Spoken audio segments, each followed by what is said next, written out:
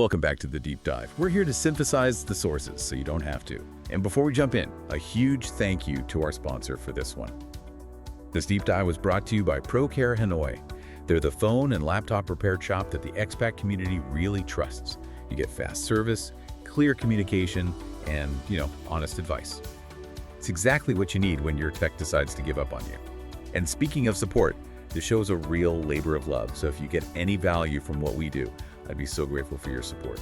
Buy me a coffee is just the easiest way to say thanks. Every single cup keeps me going, trust me. Just scan the QR code in the cover art. For everyone who's already supported us, thank you. Seriously, you're the ones fueling this.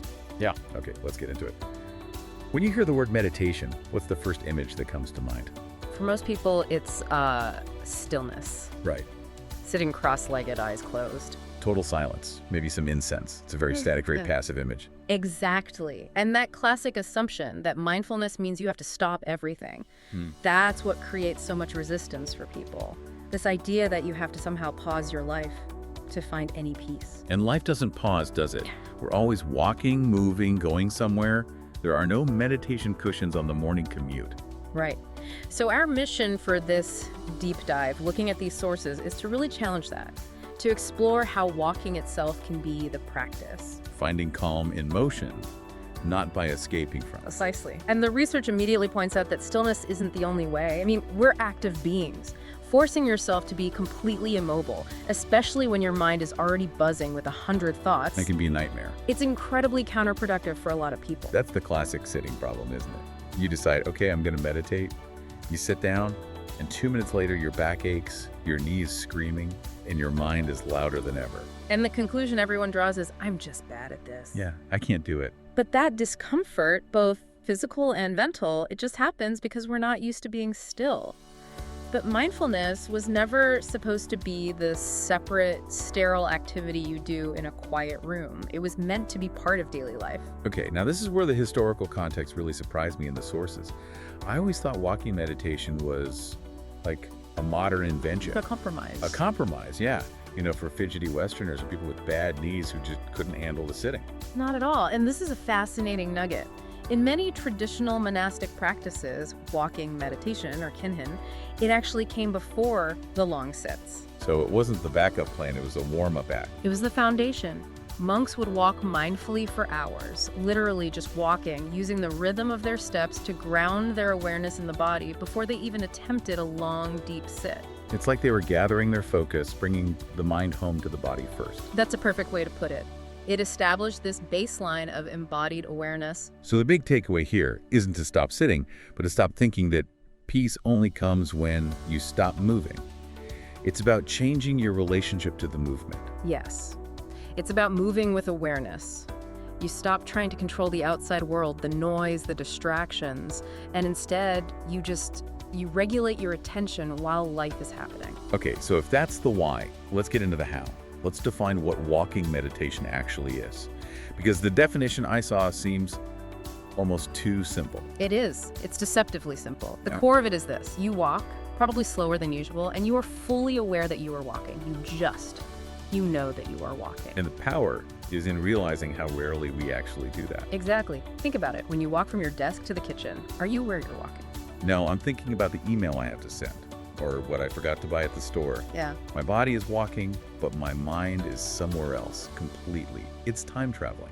And that's the key distinction the sources make. This is not walking while you plan your day or rehash an argument. It's anchoring your attention to the feeling of this step. And then the next one. But what about productivity? Is this just a slower form of exercise? Am I still achieving something? Absolutely not. And that's a crucial point. The goal here is purely internal. It's not exercise. It's actually the opposite of productivity. Anti-task. Yes. The whole point is to train your mind to stay where your body already is, right here in the present. So much of our anxiety comes from the mind living 5 minutes ago or 10 minutes from now. This practice tries to close that gap. I also like that the sources stress how accessible this is. You don't need a special place for it. No Zen garden required. No, not at all. A sidewalk is fine.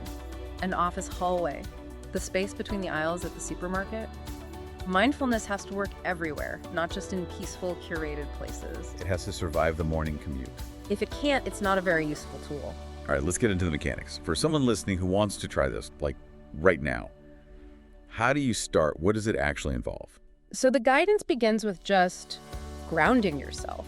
Before you even take a step, just stand and feel both of your feet on the floor. Take one full breath. Okay. And then you begin to walk, but slowly.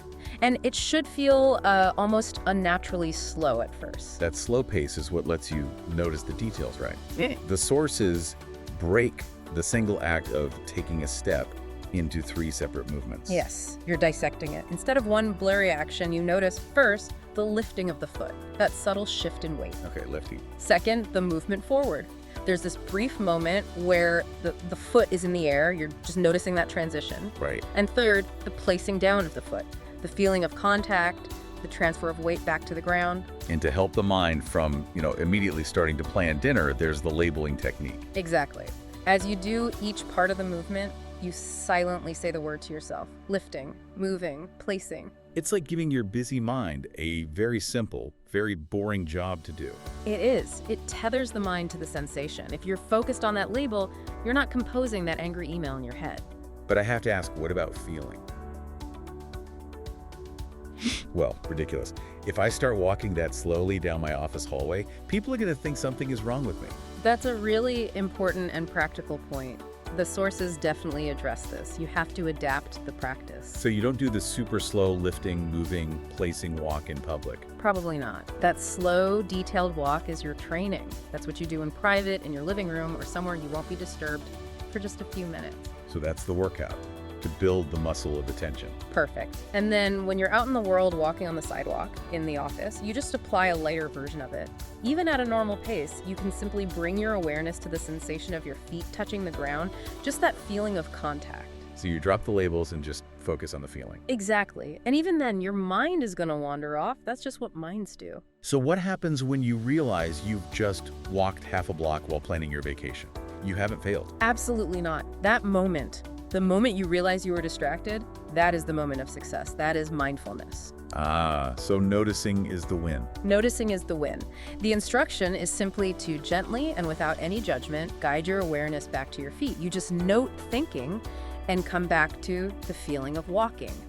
Every single time you do that, you're doing a rep. You're strengthening that muscle.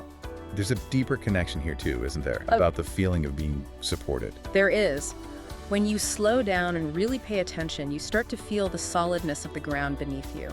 The earth is literally receiving every step. You feel stable, grounded. Which leads to that really profound insight from the sources, that each step isn't about getting somewhere else. Each step is an arrival. That's the whole shift. You're not rushing toward a destination. You are already here in this step. The journey actually becomes the destination. You learn to just be where your body is. Which is a perfect transition to our last segment. How do we bring this from a specific quiet practice into the chaos of real life? Well, the sources are clear that it's incredibly versatile. You find the moments, the walk to the coffee machine, the walk from your car to your front door, the time you're just standing, waiting in a line. You fill those empty transitional spaces with presence. You do. And that awareness, it starts to bleed into everything else, especially tasks that require precision. The sources use this great example of how this attention shows up in small ways. How so? You start moving more carefully around things. You handle objects with more attention. You don't rush things that require you to be precise. It makes me think of high-skill technical work. You can't be distracted when you're working with, tiny, delicate components inside a phone. You absolutely cannot. That mindfulness in motion creates calm hands and a steady mind. It's the same principle, whether you're a surgeon or one of the technicians at ProCare Hanoi. You have to be present for the detail. Your mind has to be where your hands are. So, boiling it all down, what's the ultimate benefit of just slowing down our steps and paying attention? When you consciously slow your body, your mind naturally follows. Your thoughts lose their frantic momentum. You're not fighting your thoughts. You're just changing the tempo of your body, and the mind slows down as a result. Clarity comes as a byproduct, not as something you have to force. Exactly. You don't try to make your mind quiet. You just anchor it to your body, and the quietness happens on its own. This has been a really, really practical deep dive. The core idea seems to be that mindfulness doesn't ask for more of your time. No, just ask for more presence in the time you already have. You don't need to find an extra 30 minutes. You just need to inhabit the steps you're already taking. That's it. So for everyone listening, here's a challenge. It takes 0 extra time today.